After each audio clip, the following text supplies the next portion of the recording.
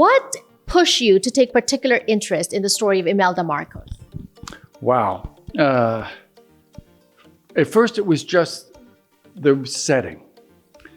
I had previously imagined that it might be possible to tell a story inside a dance club.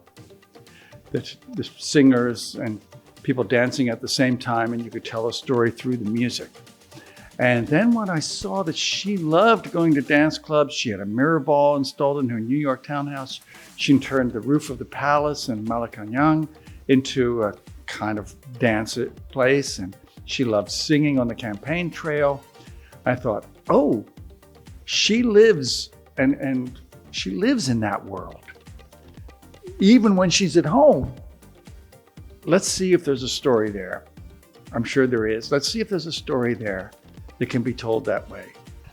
So I started doing research, took a trip to Manila, to Ilocos, to Leyte. I wanted to see all the places where the story took place. Talked to friends there. Yeah, it was a long time working it out. It is a complex story. It's triggering for some even, right? How did that, what part did that play, that responsibility in you writing? When I began, I didn't realize how complex the story was. After I visited the Philippines and talked to people there, I realized that it's more nuanced. It's not as black and white as many Americans might think. And so I tried to incorporate that into the story. This is not making excuses for people or anything like that, but it's in a way replicating the real feelings that the Philippine public was going through at that time and letting the audience experience what it might have felt like. Many of us are thankful that someone like you has taken an interest in Philippine history and has worked hard many years, as you said, to tell this story of Philippine history. But there are also some, with all due respect, that are saying, why is a white guy telling a Filipino story? And to that, what do you say?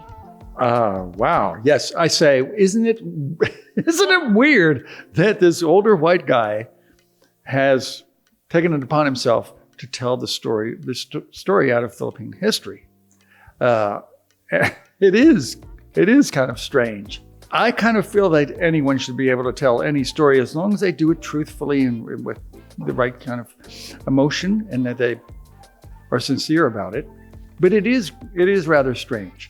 So I constantly made an effort to check with people in Manila, with the actors and people here who either lived during that time or whose parents lived through that era, and talk to them. Does this feel right to you? Does this feel right to you? Is this what we're saying here? Does that seem right? Most of the show, most of the lyrics of the songs come from quotations and speeches and statements that the real people made. We have sections of Aquino's speeches, things that Imelda said, things that Marcos said. This is their words. I felt like better for the audience to say it, to hear it said in their own words, than for me to put my words into the mouths of historical people. And that is your genius. And that's why we thank you for creating this piece, right? For Filipinos who are maybe not seeing it as an art form, for Filipinos that are seeing it as a political statement. And because of that, they may not want to see it. What would you say to them? Wow, of course I would say, give it a chance. It's, as we've said, it's nuance. It's a complicated story. It's not simple. You can't reduce it to one little thing. There's lots of contexts and factors and personalities involved that tell this story of personal psychology turning into history. We've had people disagree with the content of the show in the past. We've had people yell out at the cast members during the show. But that's what comes when you're kind of dealing with history. What about for non-Filipinos who may not be familiar? And what would you tell them? How would you invite them to watch?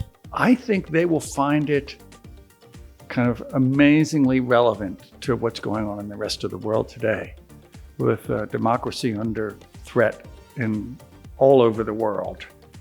They will see an example of what the Philippine people did.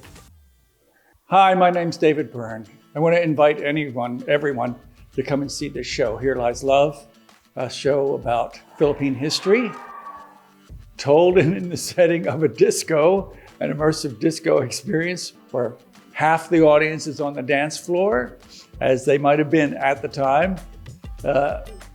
Yes, come and see this show. It's rather unusual, but it's a lot of fun.